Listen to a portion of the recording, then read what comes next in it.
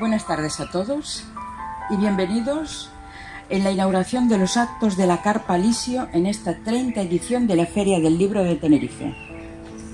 Mi nombre es Alba Piñol Farré y desde hace 10 años vivo en Tenerife, concretamente en Tegueste. A título informativo sobre mis actividades relativas a la escritura, les diré que entre 1969 y 1972 mis publicaciones periodísticas fueron varias entrevistas de corte cultural en el que fue el Noticiero Universal de Barcelona, reportajes en revistas médicas y la integración en equipos de prensa en varios congresos nacionales e internacionales que tuvieron lugar en la misma ciudad. Durante estos últimos años he publicado 5 relatos cortos en otras tantas antologías: Un día ordinario en Editorial Orola, Los veranos de los 60 en Vive Libro, La oficina en Diversidad Literaria y luego El espejo de Nina y El banco de azulejos bajo el jazmín en Editorial La Fragua del Trovador. También colaboro esporádicamente con el diario digital lacasademitia.com sobre asuntos de la vida cotidiana y sobre todo sigo escribiendo ficción. Después de esta breve introducción personal, paso a hablar de Siluetas en el aire. La recopilación de relatos breves, así titulada, Siluetas en el aire, no ha sido hecha al azar. Cuando los uní, seleccioné aquellos en que los personajes principales fueran mujeres. Se trata de 9 relatos escritos en varias épocas de mi vida y los más antiguos han sido reescritos después de participar durante más de 2 años al taller de escritura que Víctor Conde dirigía en la Biblioteca Nacional del Parque de la Granja. El haber escogido ese título no fue tampoco por casualidad. Para ello tuve en cuenta un solo precepto. Cada uno de los relatos son trozos de una vida y ocupa una brevedad en el conjunto del funcionamiento del universo que me parece necesaria. En ese aspecto son etéreos, como el aire, porque cuando tocan a su fin se desvanecen en el cosmos como siluetas. Son como todos y cada uno de nuestros momentos, pasan por la existencia y luego se evaporan. Quiero señalar que en ningún momento he pretendido escribir sobre la ligereza de la condición humana, sino sobre hechos concretos en la vida de los personajes y en un contexto determinado del paso del tiempo. Son 9 relatos y su temática variada los hace genuinos. Van desde un asesinato, pasando por las dificultades encontradas en su día a día por una pareja de lesbianas, o la adolescente que llega a Barcelona y se enamora, una joven que se enfrenta a una milenaria maldición meteorológica, la confesión de Lisette a sus amigas sobre la relación con su difunto marido, la cobardía y la insolidaridad frente a la inmigración ilegal, la conexión que nace entre una anciana y una joven a través de los recuerdos de la primera, la irracional relación sexual de una arqueóloga y finalmente la tragedia de los desahucios. Deseo a los presentes que la lectura del relato escogido les resulte interesante.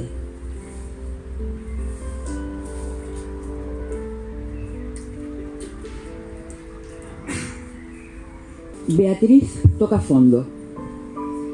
El día era desabrido, como todos. Beatriz, con su andar dudoso, el pelo enmarañado, mal recogido con un elástico, su piel rajada y su cuello hundido en el cuerpo, cruzaba la vieja construcción del edificio inacabado, siguiendo a su compañero ocasional para compartir un esbozo de placer discreto lejos de los sin techo del grupo. Ambos temían su posterior beza. De estar ellos al corriente, la burla podía imprimir un añadido malestar a la ya de por sí difícil vida que llevaban. Subieron, bajaron por los escoletos y escaleras, atravesaron pilastras y contrafuertes, zonas sembradas de jeringuillas, sacos rotos de todo tipo y vieja basura. Durante ese singular viaje, en un recodo aislado del trayecto, Le pareció vislumbrar una habitación con puerta. Pasaron de largo. El compañero tenía su rincón para esos menesteres. Seguía al hombre con un deseo sexual mitigado, pero era lo único real que le quedaba para su supervivencia psíquica, que de alguna manera ya solo era un eco en el fondo de su ser. Los actos solían ser muy breves e incómodos. Sabía que su relación no estaba movida por un anhelo especial hacia esa persona. Era simplemente un ardor que a veces había que acallar en medio de una existencia que transcurría en un vagar sin rumbo por la ciudad. Su vida se resumía durante el día en ofrecer a los transeúntes su peor faceta para evocarles la máxima debilidad y obtener algo de dinero para bebida o comida. Se acostaba cerca de un supermercado, ya que en la puerta los de seguridad la alejaban a patadas. Su fragilidad había llegado a tal punto que la dignidad la había abandonado y también la asistencia social. Una noche, 4 meses después de aquella tarde, cuando Beatriz dormía en el recodo de la puerta principal de una sede bancaria, la despertó una violenta sacudida. Fue atacada por un grupo de rapados con ganas de divertirse. Embistieron contra ella con palos, puños americanos y patadas. Fue golpeada, insultada, escupida y dejada sin sentido en plena calle. Unos paseantes llamaron a una ambulancia. Durante su estancia en el hospital, la incitaron a presentar una denuncia a la policía.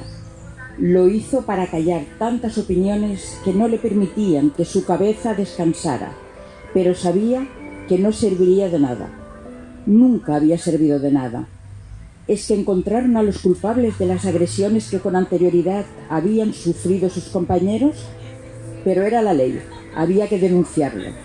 Declaró que los gritos e insultos que recibió una y otra vez fueron por ser una sin techo.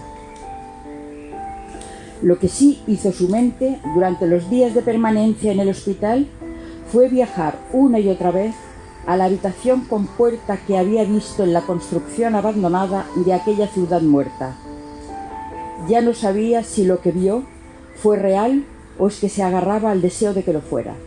La mañana que le dieron el alta, con la brecha en la cabeza cerrada con 10 puntos, 3 costillas rotas y llena de moratones, se miró al espejo del cuarto de baño, por primera vez en años, y no se reconoció. ¿Dónde estaban sus ojos verdes? Tuvo que hacer un esfuerzo para abrirlos, y en ellos no percibió el color.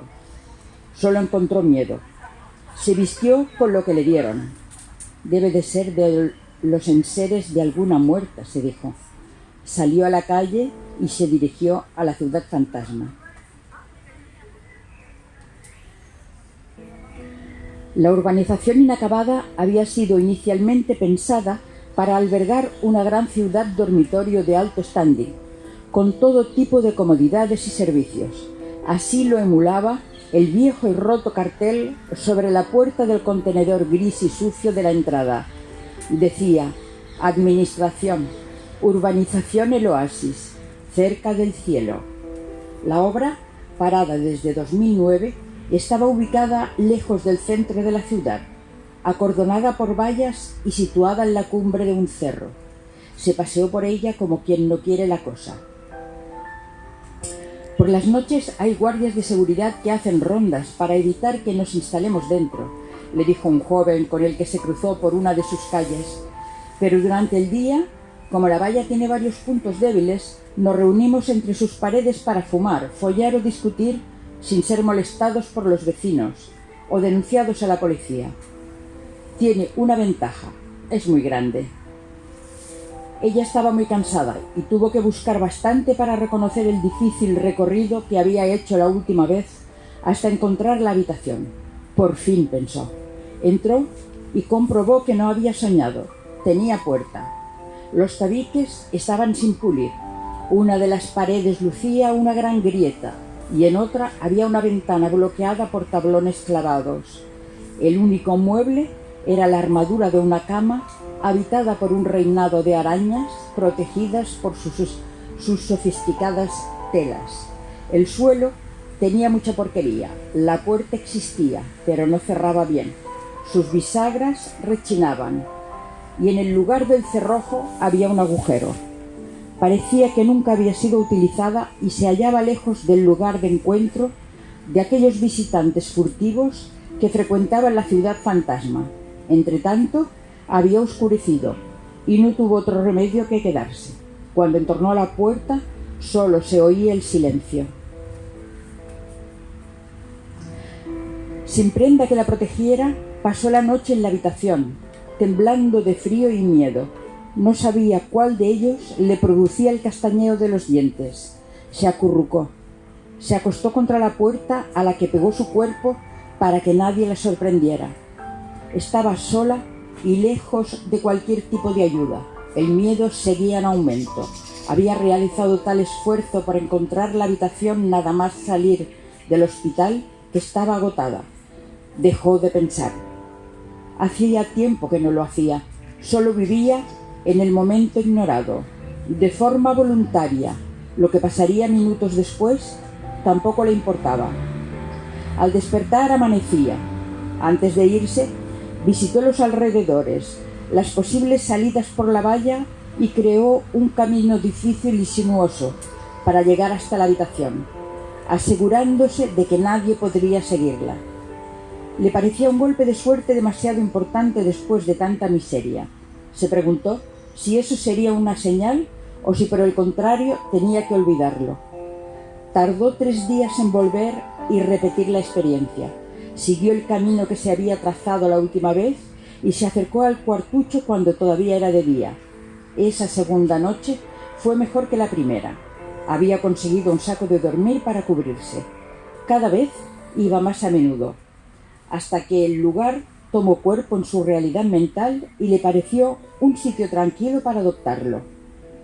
Mendigó unos días en su lugar habitual cerca del supermercado, donde unos le daban comida y otros unas monedas, y con estas en la mano buscó a José. Lo conoció al acudir a una de las asociaciones de ayuda, no reconocidas por ningún ente oficial al ser desahuciada de su casa. La ayudó a ocupar un piso cerrado. Esta vez le hizo un nuevo favor.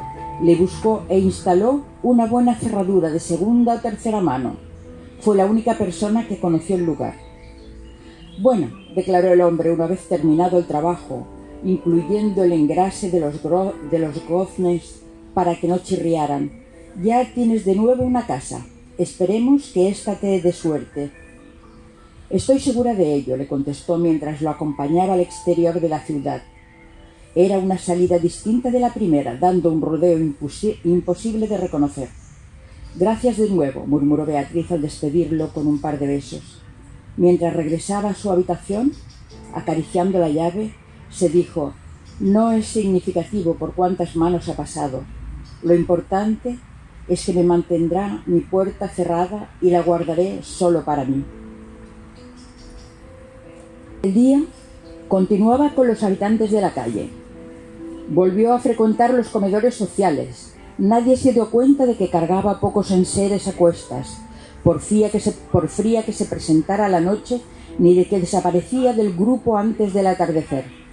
Las primeras noches, a pesar de que la puerta ya cerraba con llave, las pasó en vela, apoltronada dentro de su saco de dormir, apoyada contra la pared y sobre los cartones que la aislaban de la suciedad y el suelo, se mantenía en plena oscuridad.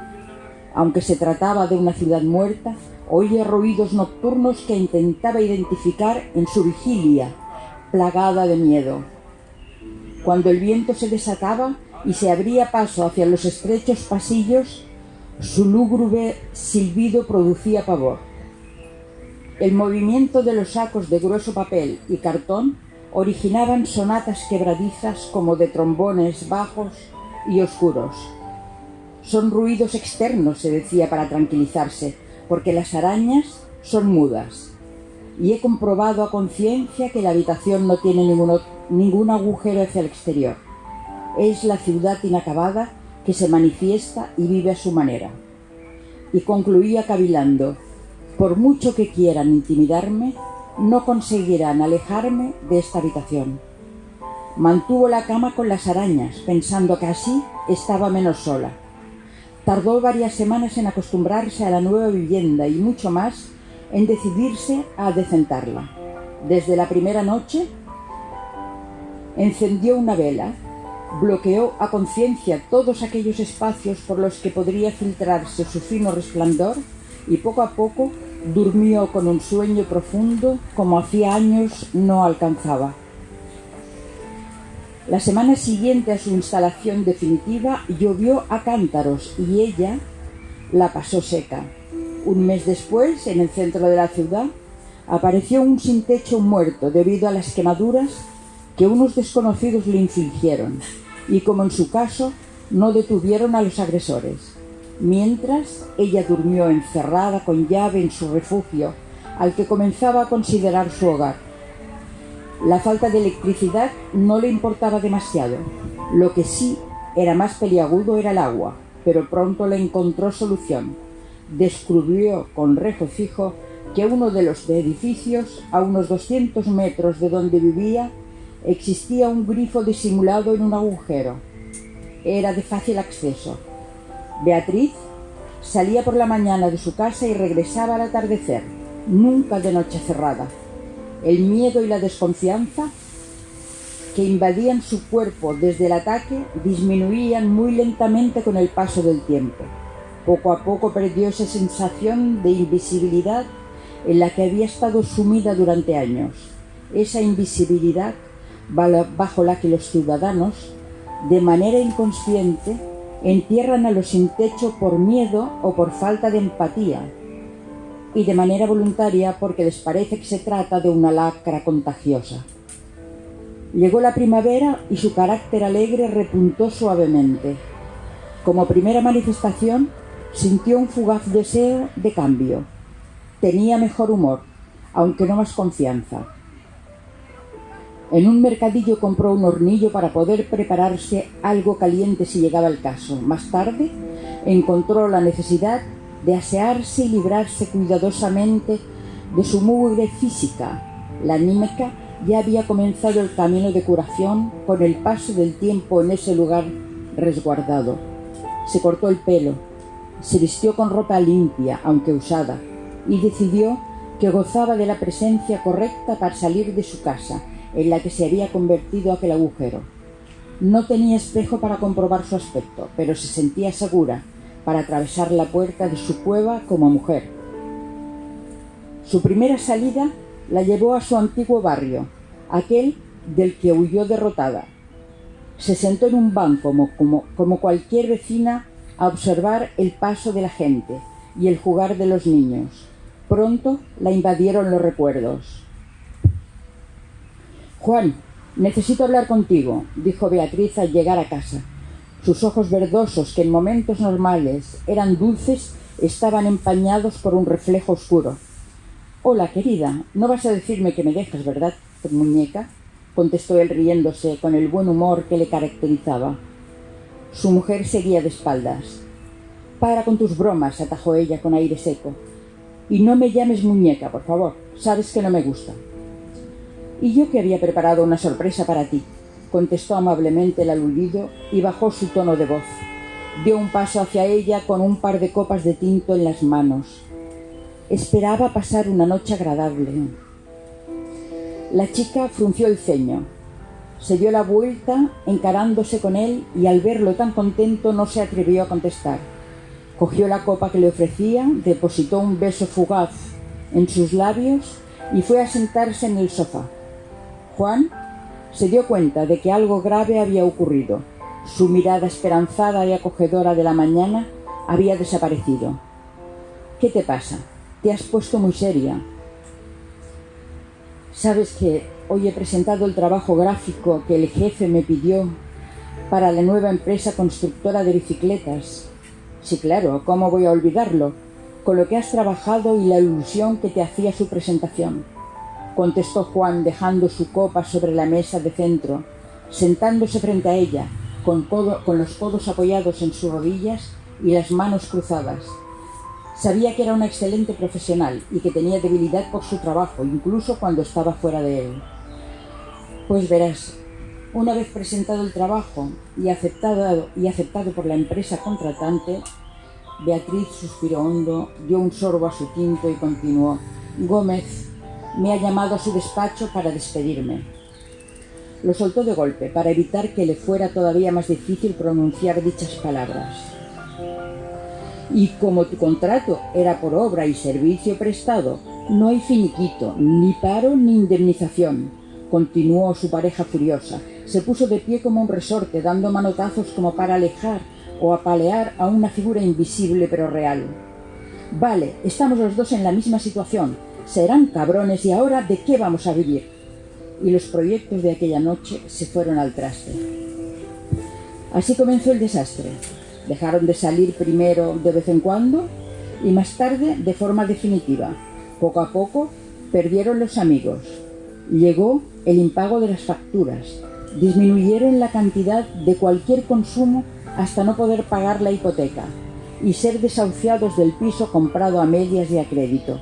En él pensaban vivir toda la vida. No necesitaron más para distanciarse, separarse. Él regresó con su familia, que lo aceptó con los brazos abiertos.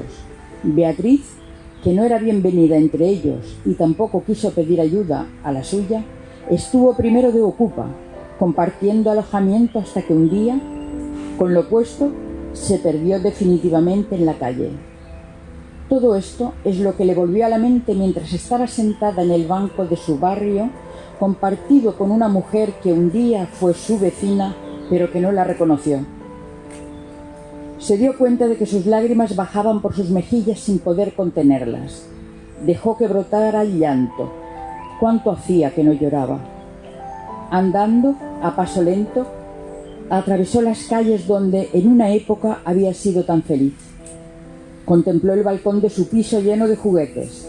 De pronto se dio cuenta de que esa había sido una de sus vidas, que hacía tiempo había concluido definitivamente. Se enjugó las lágrimas de las mejillas con el dorso de la mano y con un gesto brusco apartó su pasado de la mente. Se alejó con movimiento decidido, pensando que ya era hora de pasar página de nuevo, cerrar otro ciclo y emprender un nuevo rumbo.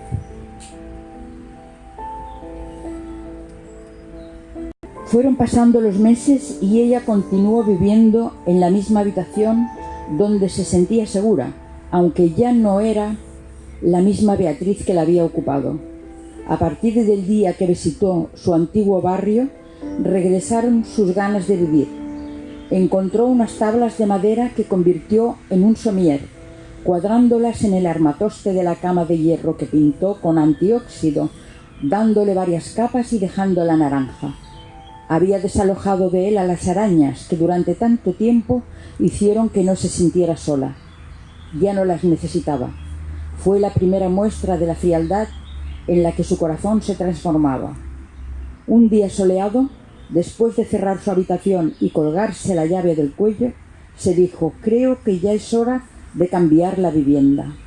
Una asociación le facilitó un colchón e incorporó como mobiliario una mesa y una silla rescatadas de la basura. Un póster inmenso de un evento social tapaba la descomunal grieta y una gruesa tela con flores disimulaba la ventana que seguía atrancada. Detrás de ella se encontraba su vestidor. De uno de los clavos colgaban perchas con las 4 prendas que tenía. Continuaba sin electricidad y usaba velas y pilas para tener un mínimo de luz, lo imprescindible. Seguía tapando todas las noches el bajo de su puerta con un paño túpido y húmedo para que la rendija de luz no llegara al exterior. Cambió su aspecto físico. Se inventó un look personal con un singular peinado irregular y una vestimenta osada, con un cierto toque elegante.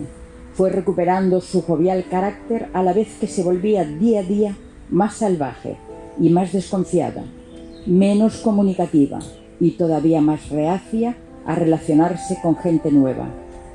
Puso tierra de por medio entre ella y sus amigos y sus antiguos compañeros de la calle. Recuperó su estatura, su cuello y hombros rectos, su andar confiado y sus labios carnosos, sus ojos verdes, que revivieron, tomaban un tono de acero cuando lo requería el temple. Había decidido que el momento de la revancha personal había llegado. Resolvió darle un nuevo giro a su existencia. Recuperó sus dotes adquiridos en la Facultad de Bellas Artes y en dibujo técnico.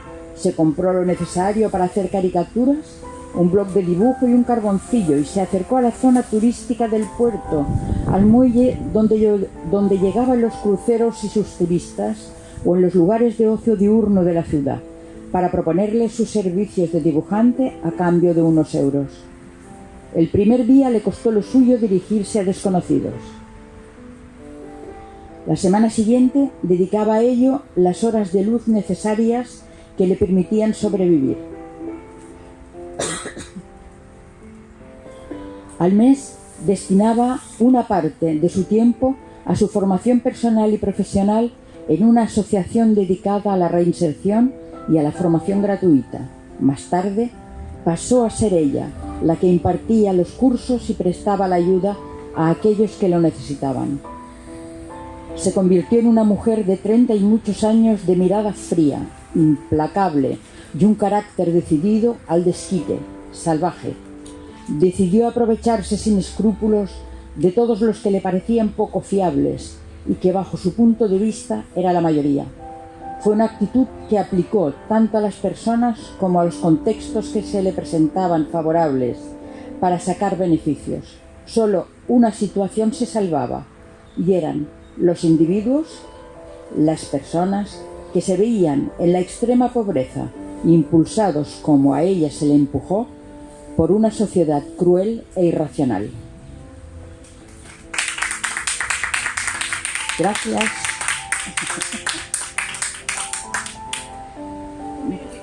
Me quedo 2 minutitos, ¿vale? Si quieren ustedes preguntar algo sobre mi... Bueno, pues esto es Siluetas en el aire.